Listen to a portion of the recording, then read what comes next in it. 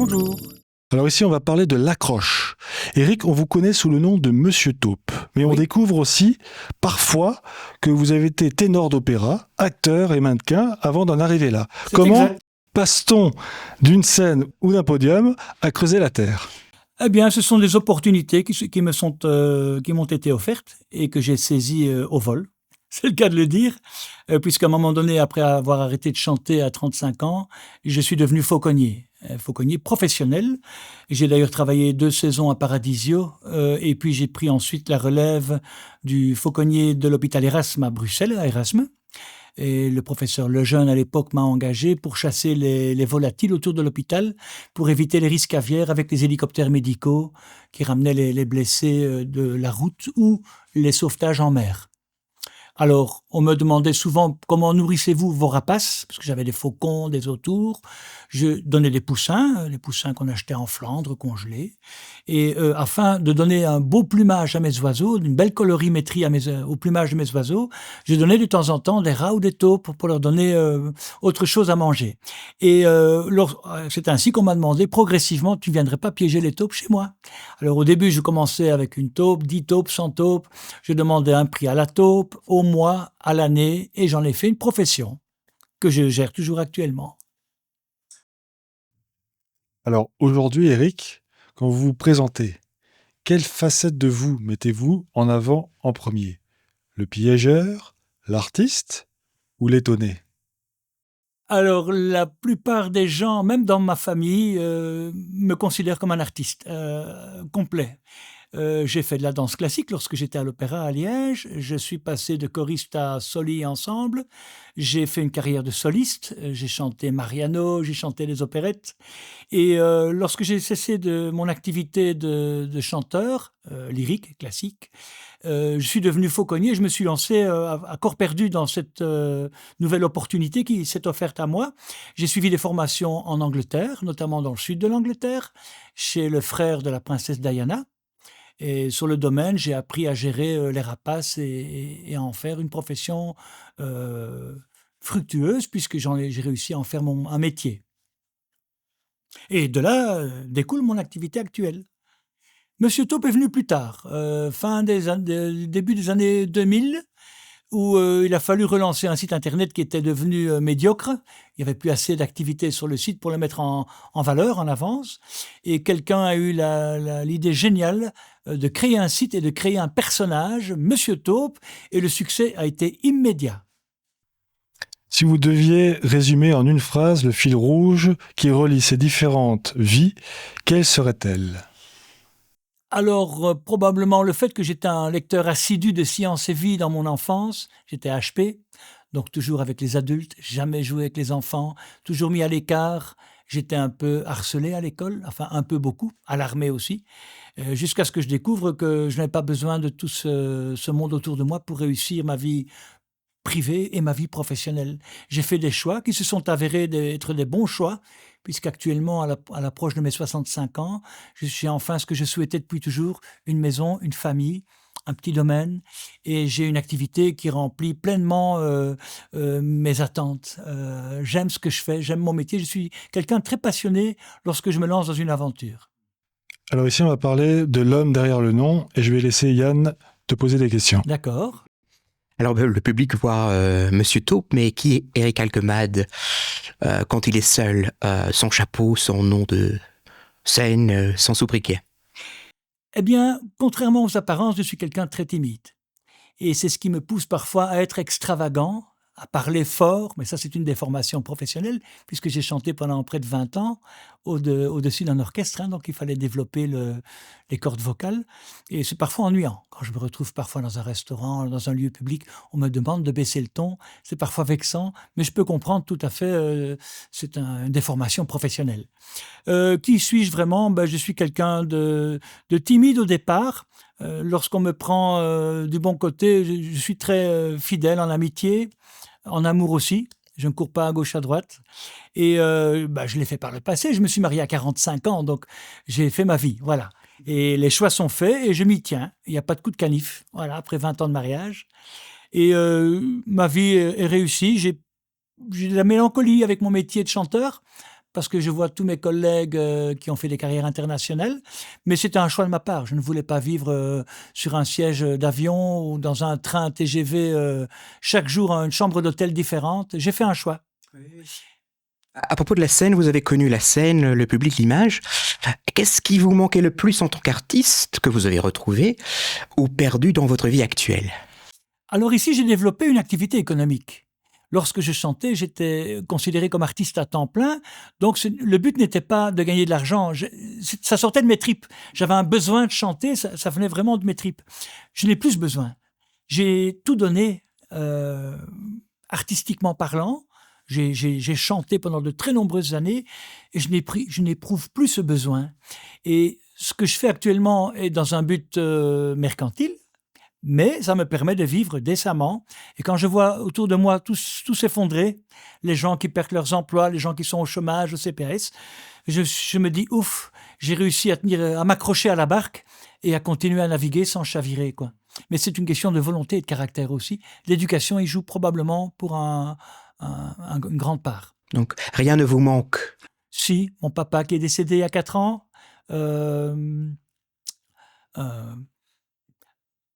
non, j'ai pas de regrets dans l'ensemble. Tout le monde a des chagrins, mais je n'ai pas de regrets. Encore une fois, j'ai de la nostalgie, mais des regrets, non, parce que je suis bien là où je suis maintenant. Et inversement, qu'est-ce que la scène ne vous a pas donné, mais que votre métier actuel vous apporte? Le superficiel. Tous les applaudissements, les fleurs que je recevais, les baisers des femmes, des hommes parfois, qui étaient sous le charme de ma voix ou de mon spectacle, c'est superficiel. On n'endort pas pendant 3 nuits, on entend... Je chantais sous le nom d'Enrico Martinez, c'était mon nom d'artiste. Ça résonnait dans ma tête pendant des semaines après le spectacle. Avant un spectacle, je n'arrivais pas à dormir, c'était épouvantable, et encore après aussi, parce que le son de la scène revenait sans arrêt pendant mon sommeil, et tout ça c'est superficiel. Ici, les gens me prennent tel que je suis, ils me donnent évidemment en échange d'un billet de banque, je donne un service, puisque c'est une entreprise de service, mais ce que je donne, c'est du sérieux, et j'aide les gens. J'aide les gens à se débarrasser de nuisibles dans leur toiture ou dans leur jardin, afin qu'ils puissent vivre paisiblement et sans attraper de maladies ou autre. Revenons à votre passé artistique. Le chant, le théâtre, le mannequinat. Pourquoi avez-vous décidé, à un moment donné, de vous éloigner de cet univers? Y a-t-il eu un déclic précis, à un moment où vous vous êtes dit « Stop, ce n'est plus pour moi ». Encore une fois, comme je le disais à Yann tout à l'heure, up and down. Une fois, j'ai gagné énormément d'argent. Je payais les musiciens, les chanteurs, le chef d'orchestre, le pianiste. Il me restait à peine de quoi payer ma chambre d'étudiant. Après une soirée dans un casino, Ostende ou Middelkerk pour ne pas les nommer. Et le reste de l'année, parfois, je devais m'accrocher au chômage ou au CPS pour survivre. Donc, up and down. Un jour bien, un jour mal. Et j'avais assez de ces allers-retours. Je voulais vivre décemment et constamment, ne plus manquer. Vous savez, j'ai eu faim et j'ai eu froid. J'ai chanté dans la rue, sans accompagnement de guitare ou autre. J'ai chanté a cappella. Pendant 3-4 ans, j'ai dormi dans des caves. Je suis resté parfois 3-4 jours sans manger. J'ai eu faim, j'ai eu froid. Ça reste. Et ça, je veux plus jamais avoir. Et c'est la raison pour laquelle j'ai décidé d'arrêter ma carrière d'artiste musicien à 35 ans. Est-ce que la vie artistique vous a formé à quelque chose qui aujourd'hui encore vous sert lorsqu'il s'agit d'affronter un jardin rempli de taupinières? Oui, probablement, lorsque je me présente chez les gens... Partout où je me présente, je signe des contrats. Les gens ne refusent jamais parce que je lis tout de suite, pas amitié, mais le courant passe très vite. Les gens voient que je suis sincère, honnête et me font confiance. D'ailleurs, le paiement est anticipé dans mon entreprise, donc les gens versent, puis je viens faire le service pendant de nombreuses semaines parfois, et ils me font entièrement confiance et à juste titre, les gens sentent que je suis honnête, sans doute, et le courant passe bien des deux côtés. Y a-t-il une blessure émotionnelle ou une désillusion liée à votre carrière artistique que vous n'avez jamais vraiment abordée publiquement? encore une fois, le regret de ne pas avoir fait une grande carrière d'artiste lyrique mondial. J'avais les capacités et la voix pour le faire, mais c'est un choix que j'ai fait résolument. J'ai pris la décision et je m'y tiens, donc c'est la preuve que j'ai du caractère quelque part. C'était pas facile parce que je suis artiste dans l'âme, c'est clair, hein. Je dessine bien, je fais de la musique, je chante, je joue des instruments. Ça reste. Et profondément ancré en moi, et ma sensibilité aussi. J'aurais pu aussi travailler à Grasse, dans les Alpes-Maritimes, parce que j'ai un fin nez.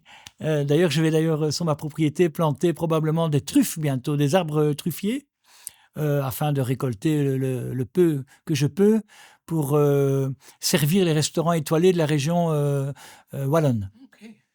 C'est un projet. Si vous pouviez remonter le temps 1 heure avant votre premier rôle de ténor, que vous diriez-vous ? 1 heure avant mon premier rôle. Me remémorer sans cesse les passages les plus difficiles techniquement, vocalement, les travailler avec un pianiste avant de monter sur scène, et puis cette angoisse toujours, des crampes à l'estomac. Il y en a qui vomissent, il y en a qui ont des terribles crampes, des crises de nerfs parfois qui sont épouvantables. Gilbert Bécaud était comme ça, hein, il giflait les gens autour de lui avant de monter sur scène parce que l'émotion est tellement intense. Ici, j'arrive à gérer, c'est différent, hein, partout où je vais, on m'offre un café, une bière, je suis toujours bien reçu. J'ai des clients depuis plus de 20 ans, ils reviennent vers moi, que ce soit des entreprises, des particuliers, ça se passe très bien. Je ne suis plus la question, je divague. C'était pour, si vous deviez remonter le temps en 1 heure avant votre premier rôle de ténor, que vous diriez-vous ? Ah bah oui, c'était est-ce que je vais y arriver ? Est-ce que la note finale, je vais savoir la tenir ? Est-ce que les gens vont me huer, m'applaudir ou se lever et demander un bis ? Voilà. Et si on va parler maintenant, c'est un peu le principe du podcast, le coup bas, sens et décalage. Alors, d'où vient le nom Monsieur Taupe ? Est-ce une blague, un surnom affectueux, ou en êtes-vous ? Alors, je vais nommer, oui, il faut rendre à César ce qui lui appartient, hein. C'est Benjamin Bobon. C'est un monsieur du côté de Huy, qui est sur une chaise roulante et qui a un talent de génie, qui a créé mon site internet et qui m'a dit « il faut qu'on trouve un nom qui corresponde à ton activité. Tu prends des rats, tu prends des taupes, tu captures des pigeons, des ratons laveurs et tchic et tchac, mais avant tout c'est les taupes. Comme tu es fauconnier et tu as commencé avec les taupes, on va t'appeler Monsieur Taupe ». Et c'est parti comme ça. Et c'est à lui, et je le salue bien bas, il vit actuellement en Thaïlande, c'est grâce à lui que Monsieur Taupe a démarré. C'est son idée. Rendons à César ce qui lui appartient. Vous avez vécu avec le regard, pas maintenant avec le sous-regard. Quel a été le coup bas le plus inattendu que la vie vous a réservé ? Ah, c'est dans mes relations amoureuses. Là, j'ai beaucoup pleuré, beaucoup souffert. J'ai même pensé mettre fin à mes jours lorsque le chagrin était tellement intense que je ne voyais pas continuer à vivre. J'ai vécu ça de multiples fois avant de me marier ici. D'ailleurs, je ne voulais pas me marier, et là, je me suis marié en 3 mois. Et ça fait 20 ans que ça dure. Alléluia. Et dans votre métier, il va parfois faire des choix impopulaires, éliminer un nuisible, etc. Oui. Y a-t-il un moment où vous vous êtes dit là, je dois faire quelque chose que je n'aime pas, mais c'est ce qu'il faut faire. Oui, tout à fait. Ici, on pense d'abord, c'est commercial, hein, donc le but, c'est d'aider les gens. Donc, si on doit euthanasier un animal, quel qu'il soit, dans les règles de la loi, dans la législation en vigueur en région wallonne, parce qu'il porte préjudice à quoi que ce soit, une installation sanitaire, un véhicule ou autre, ou des maladies, des zoonoses transmissibles aux humains, c'est toujours un choix à faire. De quelle manière je vais le faire ? Il y a 3 règles. Proprement, rapidement et sans souffrance. Voilà. Ça, ce sont les 3 règles. Et jusqu'à présent, j'ai eu des contrôles vétérinaires, des gens mal intentionnés sur les réseaux sociaux qui s'attaquent régulièrement à moi, à ma profession, en me montrant du doigt. J'ai eu des contrôles. Je suis parfaitement en règle avec tout. Dieu merci. Et je fais du mieux que je peux. Et en 20 ans, j'ai jamais eu le moindre problème. Je n'ai jamais été en justice avec qui que ce soit, pour quoi que ce soit, parce que je suis honnête et je fais mon métier du mieux que je peux. Avez-vous déjà ressenti que quelqu'un dans votre vie professionnelle ou personnelle vous a trahi ou abandonné au mauvais moment ? Oui, encore une fois, ça c'est dans la vie privée. Ouais, dans la vie privée. Et dans la vie professionnelle, oui, j'ai par exemple l'hôpital Erasme, après 11 ans de contrat, une personne qui s'occupait d'un jardin botanique au bas de l'hôpital est devenue directeur technique du même hôpital. Et puisqu'un jour, un de mes rapaces a fondu sur une de ses poules, puisqu'il vivait en bas du site, il a tout fait pour me chasser de l'hôpital, et donc j'ai perdu le contrat. Dieu merci, j'ai toujours Namur, Liège, voilà, j'ai d'autres contrats avec d'autres hôpitaux depuis presque 30 ans. Et donc ce qui tient à moi, c'est que je fais bien mon job, sinon ça ferait longtemps que j'aurais été viré. Aujourd'hui, on va parler des vérités et de l'humeur. Beaucoup trouvent que chasser les taupes, c'est presque un combat contre l'invisible. Est-ce que ce métier vous a appris quelque chose sur la patience, l'échec, la solitude ? Oui, certes. Piéger est aléatoire. On ne peut pas dire « je mets un piège ici, demain, il y a un animal dedans ». Donc c'est en piégeant qu'on devient piégeur, en forgeant qu'on devient forgeron. J'ai appris la patience parce qu'il y a des clients chez qui je me rends 4 fois, ça fait une mensualité de contrat, 4 semaines, 4 passages et pas de résultat. Ah, eh bien, je continue, puisque j'ai été payé, que je n'ai rien pris, je continue mon contrat jusqu'à ce que les prises soient faites et que les gens soient satisfaits. Comme ils voient que je suis correct, honnête, que je continue mes passages alors qu'ils sont terminés, que le contrat est terminé, ils se disent, tiens, il fait son possible, quoi. Il continue à venir jusqu'à ce que le résultat soit là. Et j'ai appris la patience parce qu'avec les animaux, ils sont très intelligents, très méfiants, même les taupes. Hein. Un rat, on utilise les rats en laboratoire, c'est pas pour rien. Ils sont d'une intelligence remarquable, mais ils sont aussi très méfiants, comme les fouines dans les toitures. Vous déposez un morceau de viande dans une toiture pour attraper une fouine, dans une cage.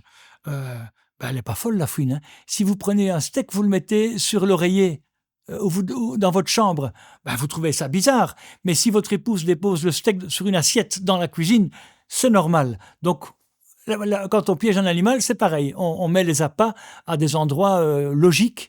Et tout ça, ça s'apprend avec le temps. Et donc, la patience, il en faut énormément.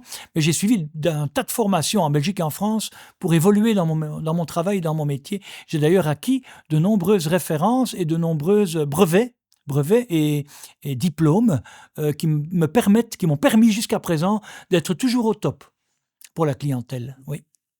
Quel est le plus grand regret et votre plus grande fierté ? Mon plus grand regret. Allez, on va commencer par le plus mauvais. Encore une fois, voilà, je me serais vu chanter aux côtés de Carreras ou d'Alain Vanzo ou de Domingo. Voilà. Pour le reste, c'est un choix que j'ai fait, donc je ne peux pas avoir de regrets. Mais c'est vrai que j'y songe souvent, et puis on me dit, mais enfin, Eric, avec la voix que tu as, qu'est-ce que tu as fait ? Tu as une voix en or, tu aurais pu devenir c'est pas le d'être mondialement connu qui rend les gens heureux. Hein. Moi, je vois un tas d'artistes qui se droguent, qui s'adonnent à la boisson, qui ont la peur au ventre, et chaque fois qu'ils doivent monter sur scène, ils doivent courir aux toilettes. C'est pas une vie, quoi. Et alors, toujours dans un train, un avion, un hôtel différent chaque jour, travailler avec des personnes parfois qui vous sont désagréables, parce que les rapports humains, même dans les milieux artistiques, n'est pas toujours facile, pas toujours évident. Vous devez parfois céder à des pressions. Votre agent vous dit « travaille avec celui-là » et ça ne vous convient pas, vous devez le faire parce qu'il a signé un contrat avec. Ici, je suis mon propre chef. Je n'ai pas de chauffeur, pas de technicien à mon service. Je travaille seul et papa m'a toujours dit, avant de s'en aller il y a 4 ans, on ne peut pas servir 2 seigneurs à la fois. Soit tu fais une chose, soit tu fais l'autre. Si tu le fais, fais-le seul le plus souvent possible, seul.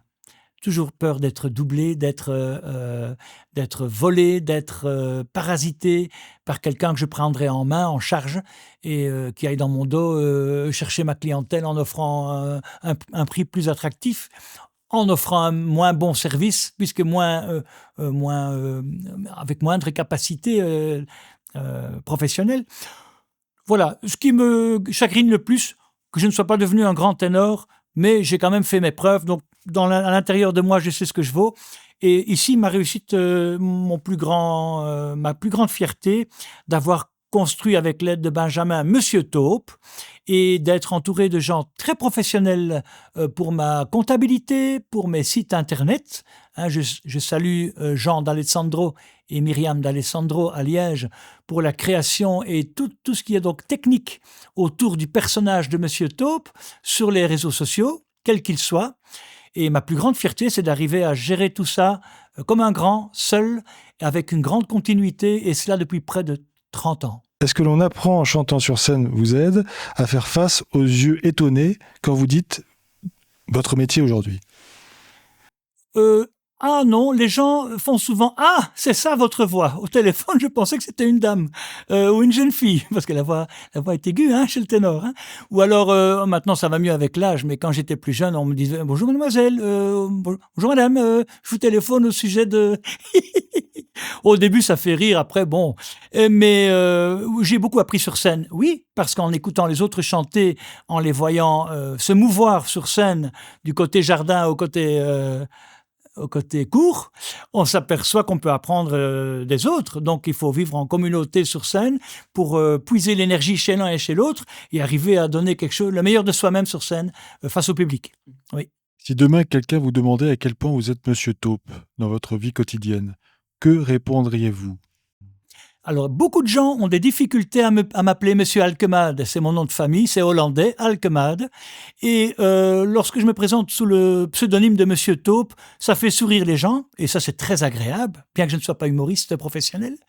Mais c'est plus facile, et maintenant tout le monde m'appelle Monsieur Taupe, où que j'aille, même à la pharmacie, je suis enregistré comme Monsieur Taupe, au bricot, partout, c'est Monsieur Taupe, et ça fait plaisir, c'est une reconnaissance du public vis-à-vis de ma profession actuelle, et c'est aussi agréable, parce que ça fait sourire les gens, comme la plaque personnalisée sur mon véhicule. Combien de personnes me dépassent en faisant signe, ou en prenant des photos, ou en me filmant avec un GSM, pas le chauffeur, le passager. C'est agréable et ça me prouve que j'ai quand même une certaine réussite quelque part. Oui. J'aimerais vous poser une question un peu plus générale.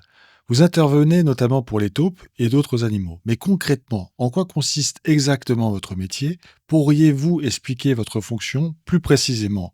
Beaucoup de gens en perçoivent surtout le côté négatif. En fait, Ce serait intéressant de mettre aussi en lumière l'aspect positif de votre travail. D'accord. Déjà, aider les gens à supprimer un nuisible dans une toiture qui cause pour 15 000 € de dégâts, il n'y a pas photo. Tout le monde accepte de signer le contrat. Quand l'animal ronge les câbles de l'alarme et que l'alarme sonne et que la police vient et vous avez une amende parce que l'alarme n'a pas été coupée pendant la nuit, vous étiez en vacances ou à l'étranger.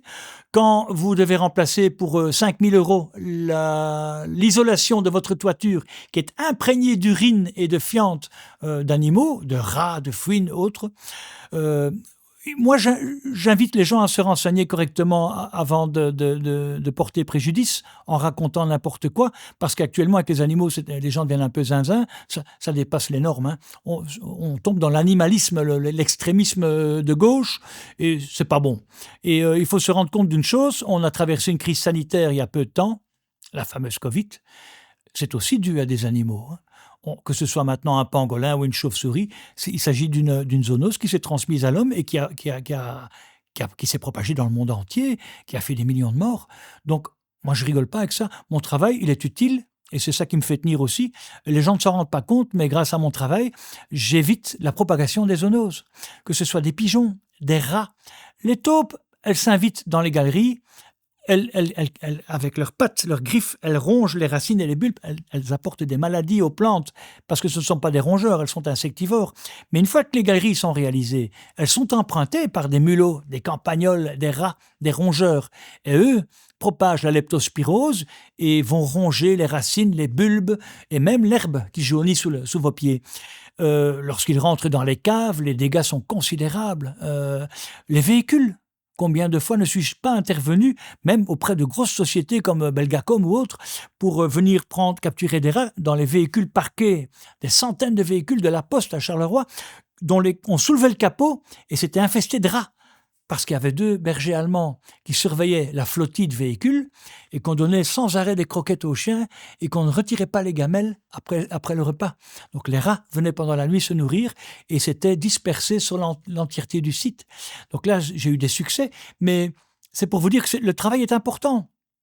On évite la propagation des zoonoses et puis on évite aussi des frais inutiles aux gens. Il y a certains qui préféreraient embellir leur façade de leur maison ou réparer la toiture que de dépenser 15 000 € pour mettre un nouveau feutre pour isoler la toiture. Voilà. Mais tout ça se fait dans les règles et avec les autorisations adéquates. Nous arrivons donc à la fin du podcast. Nous avons donc encore 2 dernières questions et je vais laisser la parole à Yann. Yann. Alors, le coup bas ultime, quand vous vous regardez dans un miroir, est-ce que l'homme que vous voyez vous surprend?